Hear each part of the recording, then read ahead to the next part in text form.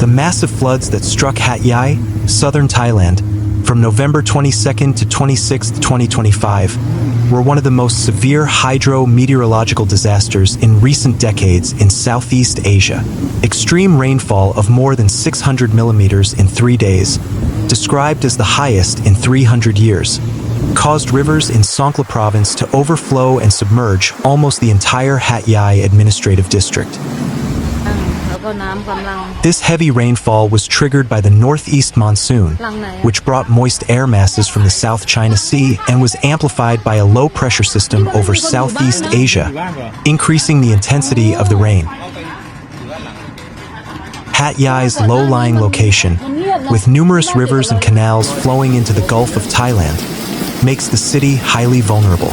Natural drainage is limited, and small rivers quickly overflow during extreme rainfall. Rapid urbanization in Hat Yai exacerbated the situation, as many water catchment areas were blocked by development, preventing rainwater from being properly absorbed.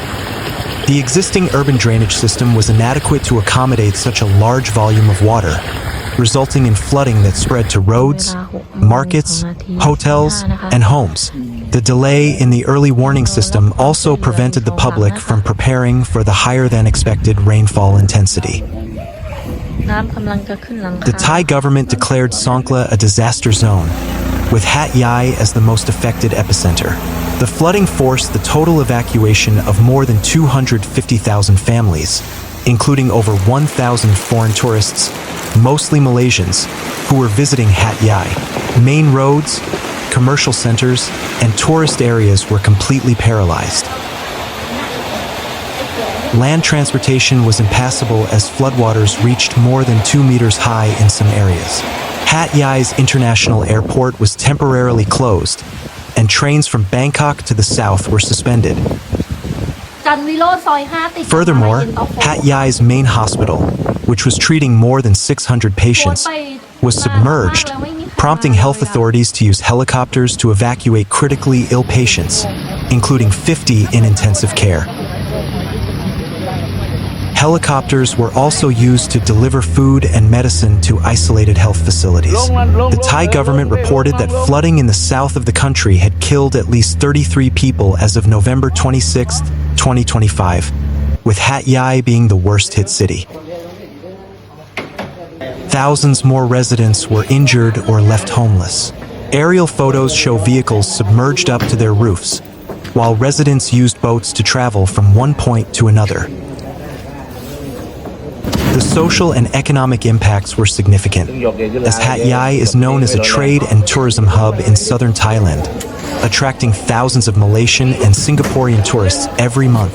The floods caused billions of baht in economic losses, hitting the tourism, trade, and transportation sectors.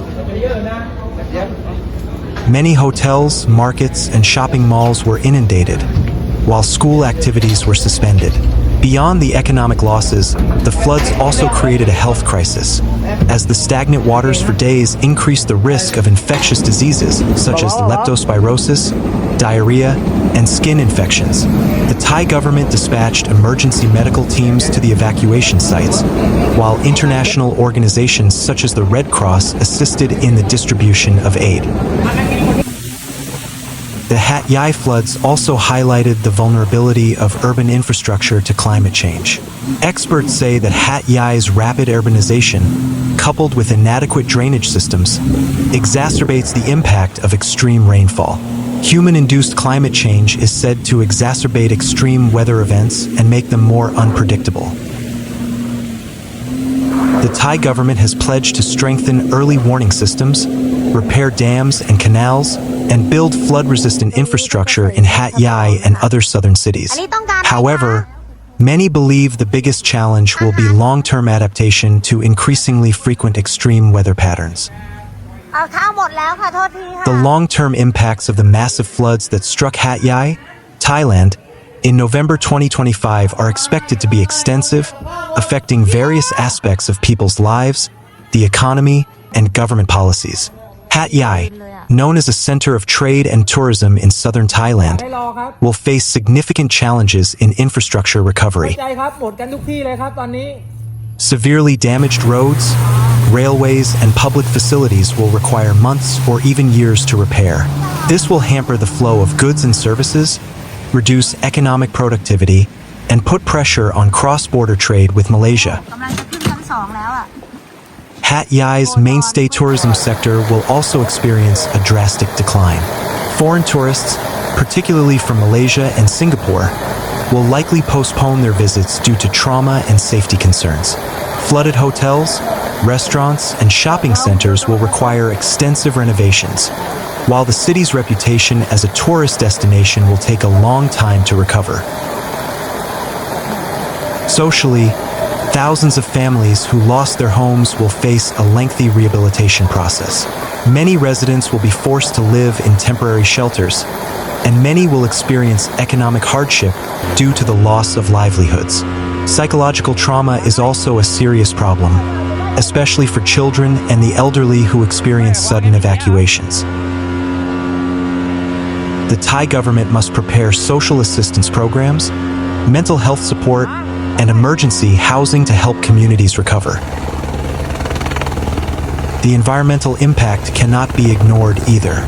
The massive floods left behind silt, garbage, and hazardous waste that contaminated the soil and water sources. The risk of infectious diseases such as diarrhea, leptospirosis, and dengue fever will increase. The government needs to strengthen the public health system and conduct a thorough environmental cleanup.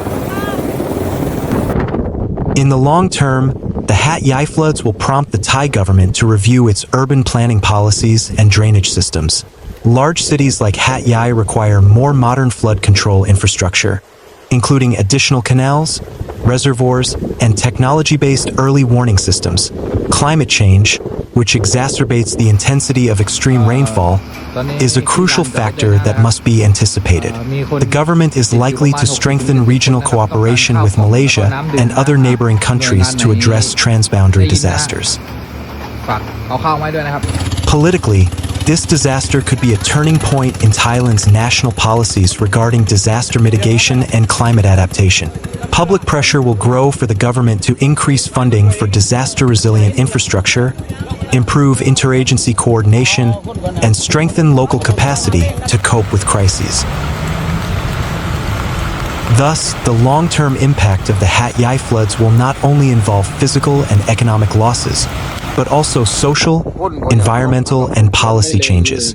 The city will face a long road to recovery, while Thailand as a whole must use this event as an important lesson for building resilience to future disasters. The risk of infectious diseases will continue to plague evacuees, while social trauma could trigger migration from Hat Yai to other cities. The Thai government must strengthen early warning systems and build flood-resistant infrastructure. But the greatest challenge remains adapting to increasingly frequent extreme weather patterns. The Hat Yai floods of 2025 were not just a temporary disaster, but a turning point for southern Thailand. With extreme rainfall, said to be the highest in 300 years, this event underscored how climate change and unplanned urbanization increase disaster risks. Long-term impacts include economic losses, a health crisis, social migration, and the need for urban planning policy reform.